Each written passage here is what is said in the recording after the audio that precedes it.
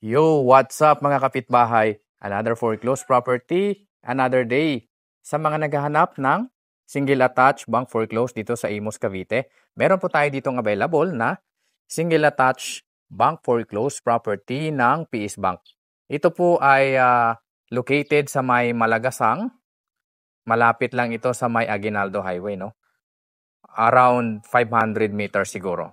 At malapit din ito sa bagong City Hall ng Imus. So itong property na to is under PS Bank. Ang presyo po nito is 3,060,000 pesos lang. Wow, napakamura po nito sa location niya na Imus, Cavite. Ang property line natin ay magsisimula po yan doon hanggang dito po. Ang lot area natin dito is 96 square meter and the floor area of 178 square meter. So na-improve na po itong bahay, no? Siguro yung dating may-ari nito ay seaman. Ayun, no, meron siyang angkla na naka-display. So ito po ay under PS Bank. Ang down payment natin dito is 20%. Yung 80% loanable sa PS Bank up to 20 years, no? Napakamura po nito sa mga naghahanap ng Imus at ayaw nang umalis, no? Sa Imus, ayaw nang lumayo pa sa ibang lugar. Ito po, perfect sa inyo to, 3,060,000. Wala na pong bidding ito, paunahan na.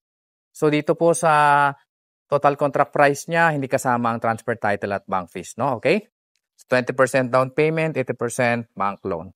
Pasukin agad natin. So may improvement na po yung bahay, meron na siyang fence and gate. Medyo luma lang yung bahay, no? Pagagandahin niyo na lang. Pero hindi lang basta bahay yung bibili niyo dito, pati yung location. Ito po ay 4 bedroom, 2 toilet and bath, and 1 car garage. Kasyang-kasya dito yung isang sasakyan sa garahe. Kung makikita nyo po, meron ng sira-sira yung bahay, no? Ito yung magiging lanay ninyo. Okay? So, ito po ay pwede kayong magstay dito. Okay? Pagpasok naman natin sa unit, ganito naman po yung itsura. Yan. Disclaimer lang po, meron tayong caretaker dito, kaya nababantayan yung bahay. Maluwag po yung living area. Yan, maluwag po siya. Yan. Medyo madilim lang po ito sa may baba na area kasi wala tayong ilaw masyado, no? So dito po ay isang kwarto, hindi nang natin pasukin kasi nandyan yung ating caretaker na tutulog, no? Ang kagandahan dito, kung may elderly kayong kasama sa bahay, dito na siya sa baba. Ito naman yung kusina. Ayan, ito po yung kusina natin. So maluwag naman po yung ating kusina, no? Dito sa area na to, ito yung laundry area or service area. 'Di ba? So may nilagay lang sila dito na cover kasi tumatalsik daw yung tubig pag malakas yung ulan. Kayo na lang yung bahala kung gusto niyo siyang palagyan ng bubong, no? Meron tayong toilet and bath dito sa baba, sa ground floor. Ito po yung itsura. Yan. So maluwag naman po yung CR natin. Maluwag po. Ang gagawin nyo dito, repaint, hilamusan nyo na lang bahay. At saka yung tiles pala natin dito, meron ng mga kapak, no, sa ground floor yan. May mga kapak po yung mga tiles natin. So kayo na yung bahalang magpaganda. Okay, dito yung magiging dining area ninyo. 'Di ba? Maluwag po yung bahay. Yung ceiling natin, may ayos na siya, repaint na lang. Akyatin naman natin ang second floor. So yung hagdanan natin solid, maluwag po.